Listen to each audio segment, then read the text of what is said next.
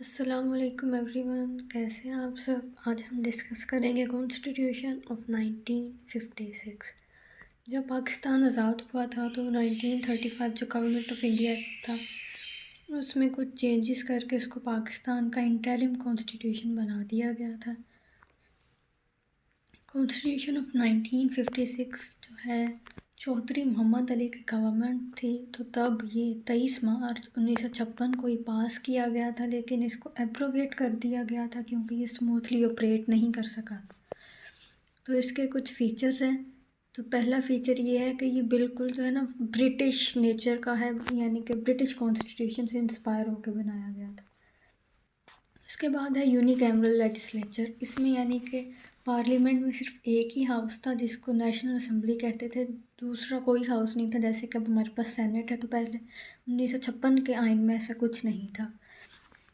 उसके बाद है फेडरल सिस्टम होगा कंट्री में, यानी कि वफाकी निज़ाम होगा, एक हमारे पास कैपिटल होगा और बाकी प्रोविंसेस होंगे।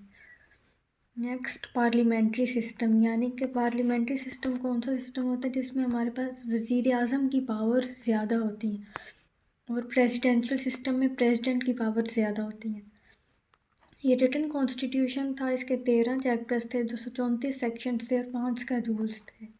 नेक्स्ट इसमें फ्रीडम ऑफ जुडिशरी को रिकग्नाइज़ किया गया था। सुप्रीम कोर्ट का काम था कि वो कॉन्स्टिट्यूशन को एक्सप्लेन करेगी और इंटरप्रेट करेगी। नेक्स्ट है हमारे पास फंडामेंटल राइट्स। फंडामेंटल राइट्स वो ऐसे राइट्स होते हैं जो हमें बाय नेचर मिले हुए होते हैं और नॉर्मल कंडीशंस में स्टेट वो हमसे नहीं ले सकती। Next right of minorities. Minorities को मुकम्मल आज़ादी होगी कि वो अपने मज़हब की तालीमात के मुताबिक अपनी ज़िंदगी गुजार सकें। Supremacy of Islamic laws. शरिया को जो है वो डिक्लेयर किया गया था कि जो भी हमारी लेजिस्लेशंस पास होंगी वो शरिया के मुताबिक होंगी। Directive principles of the state, इसमें स्टेट के की पॉलिसीज़ बनाने के लिए कुछ डायरेक्शंस दी गई थी और वो हमारे पास सिंपली आइडियल्स की तरह थी जिनको अचीव करना था, के लिए कोशिश करनी थी, अचीव करना था। Next emergency powers of the president के पास पावर्स थी कि वो किसी भी टाइम एमरजेंसी इम्पोज कर सकता था।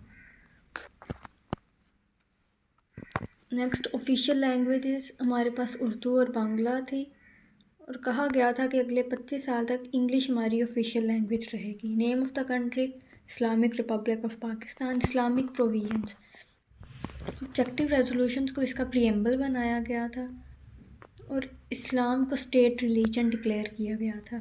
लेंथी कॉन्स्टिट्यूशन, ये काफ़ी लंबा कॉन्स्टिट्यूशन था क्योंकि इसमें फंडामेंटल प्रिंसिपल्स के साथ साथ एडमिनिस्ट्रेटिव डिटेल्स भी दी गई थी। पार्टली रिजिड, ये रिजिड भी था और फ्लेक्सिबल भी था, इसको अमेंड करना जो है वो मुश्किल नहीं था, इनके ईजी था। प्रेसिडेंशियल फॉर्म, इसके जो कुछ फीचर्स थे वो प्रेसिडेंशियल सिस्टम से इंपोर्ट किए गए थे।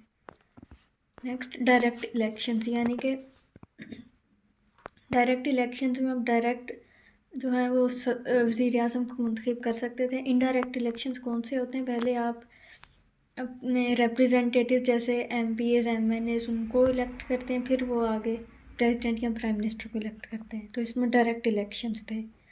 सिंगल सिटीज़नशिप, आप सिर्फ एक ही कंट्री की सिटीज़नशिप ले सकते थे, डुअल सिटीज़नशिप का कोई कॉन्सेप्ट नहीं था। 8 अक्टूबर 1958 को जनरल अयूब खान ने इस कॉन्स्टिट्यूशन को एब्रोगेट कर दिया था। होप सो आपको ये लेक्चर समझ आया होगा। वीडियो को लाइक करें, शेयर करें और चैनल को सब्सक्राइब करें। Thank you.